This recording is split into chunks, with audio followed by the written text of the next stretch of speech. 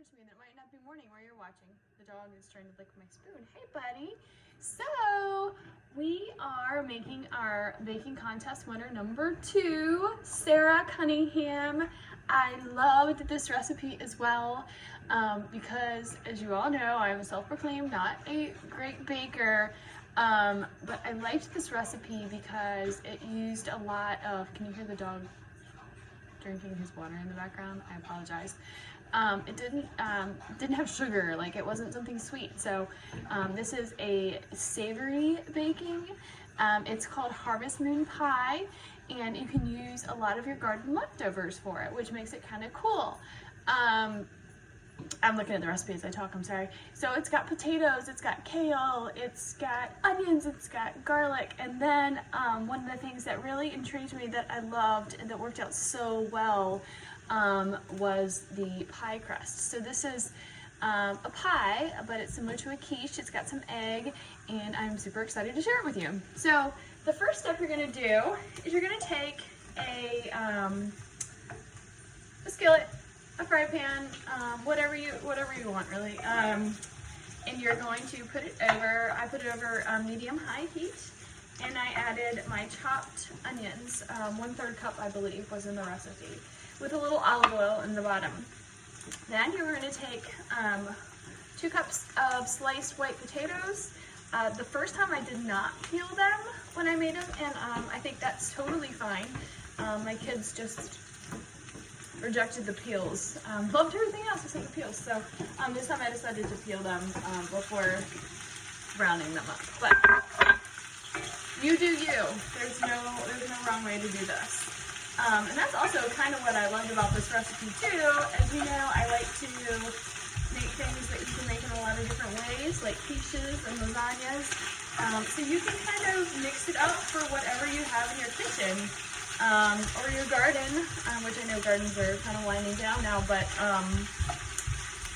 you get the drift. It's a very cool recipe, very homey, very fall, very savory, not sweet. Let's see if I'm doing this right. Yeah, so we're just gonna let that brown for a few minutes, and then we're gonna remove it from the heat, and I will be right back. Step 2, I have removed my potatoes and onions from the olive oil. There's a few bits left, but say la vie, doesn't really matter. The next thing you're gonna add, sometimes you have to add a little bit more olive oil, and my potatoes soaked up a lot of it, so I'm just gonna add a little drizzle to my La Crusade cast iron skillet. 10 out of 10, recommend. Okay, so you're gonna put it down a little bit, because especially if you're using cast iron, it heats up fast. So I actually turned mine off for a second. I just put it back on low just now because I don't want my garlic to burn. Burnt garlic does not taste good, so we don't want that. So you're adding your 2 cloves of garlic. You're adding your 8 ounces of mushrooms, another place that you could substitute different types of mushrooms. I just use white button mushrooms. You're going to toss that around with the oil, and basically you're going to keep cooking this until it is a little softened, turns a little bit golden, and is very aromatic. I believe that's the exact word that Sara used. Let me see. Yeah, aromatic. Like it, Sara. Okay, so once that happens, we're going to give this a few minutes to kind of get browned, and some of those juices out of those mushrooms will expel, and then we are going to step number 3. All right, step number 3. Let's turn our pan down a little bit. My mushrooms are starting to soften. It smells really good in here with the garlic.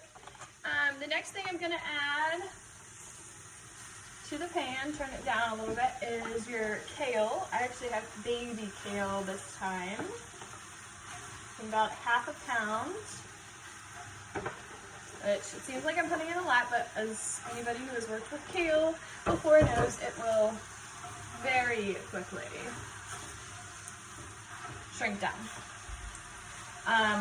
I believe I said in my original post, because I posted this one a couple weeks ago, or a week ago, don't even know what day it is, but I use spinach, and you could do that as well because this is kind of like good for leftovers. But I used baby kale this time. So I kind of mix that around to that. I'm gonna impale myself with this knife. You are going to add your pepper, season it up. That's black pepper, salt. I don't even know how much she recommends, but half a teaspoon, I believe. And you can adjust that as well. I'm gonna add some cinnamon. Also, something I really loved about this recipe, it's got kind of unique spices, which is very cool. We have some cumin going in for a little smoky. And then, why do I have this one? Oh, cayenne. Like, why do I have cayenne? It does say cayenne. I didn't bring that. Also optional, but I like the little kick in here. You smell the garlic and the cinnamon. Have you guys ever smelled a cinnamon garlic combo? Doesn't sound like it would be too appealing, but trust me, it really, really, really is. And this is a point too where you can see how that water's coming off. See how everything's kind of wilting down, which is what you want. You could taste a little bit to make sure you don't have to add more salt to your. There you go. I used a little bit more salt. Play with it. Have fun with your food. Don't actually touch this because it's very hot, but you get my drift. I like that cinnamon. Okay. At this point, you can step away from it. And we're gonna go to make, oh, sorry, I'm stumbling on my words today. We're gonna go make our pie crust next. Dough time. Okay, I did a little happy dance because I love this homemade dough. So I always thought that you had to use lard and you had to use certain ingredients for pie crust dough, but this one's really cool. So it is 1 cup of flour. Guys, you can't see it because it's off camera. I found my dough attachment. It wasn't a Lego bin. I was right. If you saw the last video, you know what I'm talking about. If you don't, forgive me. Okay, so the first thing going in is 1 cup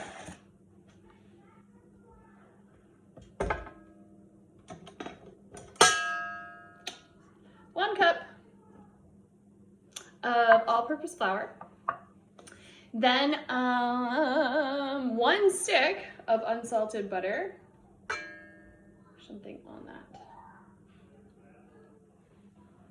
1 stick of unsalted butter going in. Love that for obvious reasons because it's butter. Then we have 1/4 cup of sour cream. See, that's kind of unique, right?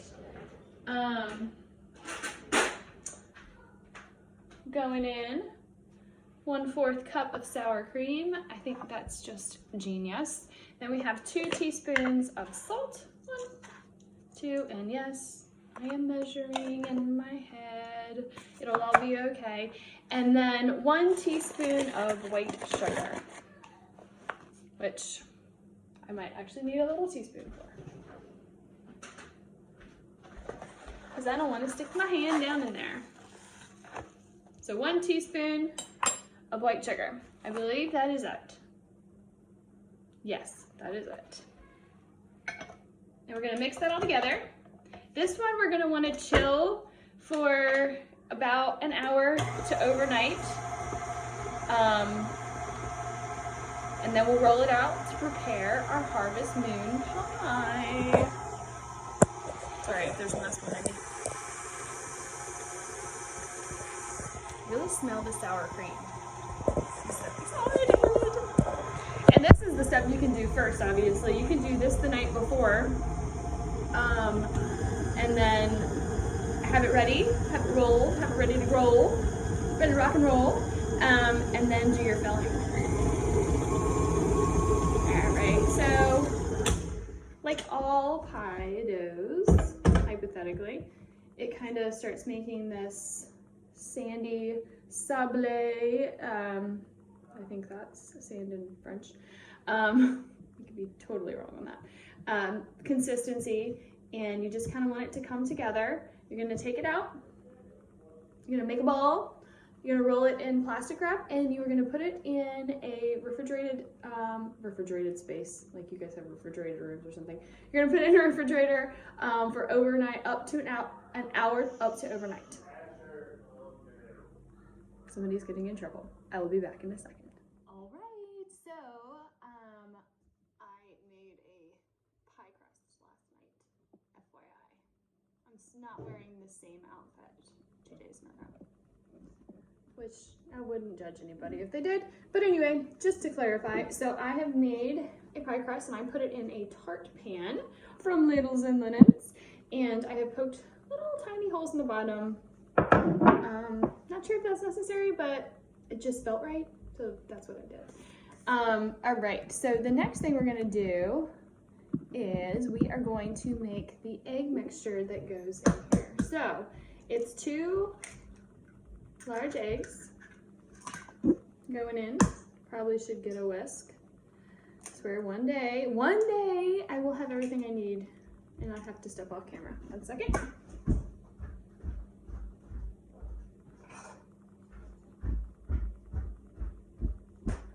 Whisk. Okay, so you're gonna whisk together 2 large eggs, which doesn't seem like a lot. You don't want a lot, because we want this, it's not a quiche, it's not like overly predominantly eggy. Don't worry, you'll love it. Let's see. So the next thing going in is 50/50 or heavy cream. So of course I am adding the heavy cream, because if you ever give me the option, I'm gonna add the heavy cream. So 1/3 cup going in. Mix that up. We want some salt to season it. That felt right. Let's see. Did she say anything else? When does the lemon zest go in? I always forget. I think that goes on the top of the pie. The cheese, some of your shredded cheese goes into this mixture as well. I have mozzarella, and I also have the Parmesan for the top. All right, so mix that all together. Woo! Excuse me. You inhaled some pepper. Into the egg mixture, you're going to add all those prepared veggies that you browned up earlier. So we have our kale, we have our potatoes, we have our onions, we have our mushrooms, we have the black pepper, the cumin, the cinnamon, the garlic, the salt, a little bit of cayenne. What am I forgetting? Not sure, but it's all in the recipe and it's absolutely delicious. It smells so good, guys. Don't leave any of it behind. Okay, so all that goes into your mixture. Get in there, buddies. Come on. Nah.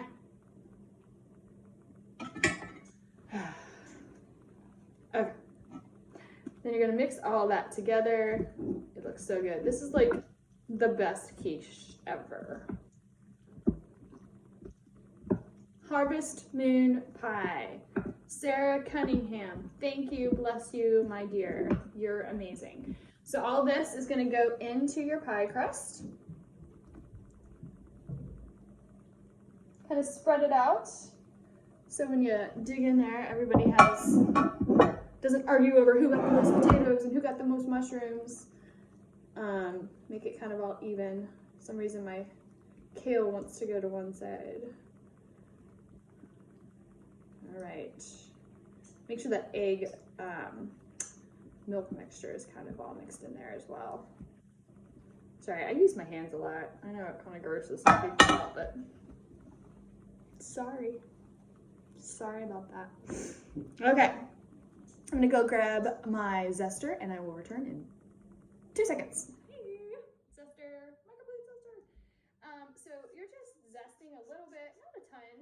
but I used about half a lemon, I believe, last time. And this is like, you don't want it to taste like lemon, but lemons always brighten up flavors, and that's what we're after. So not too much, just enough.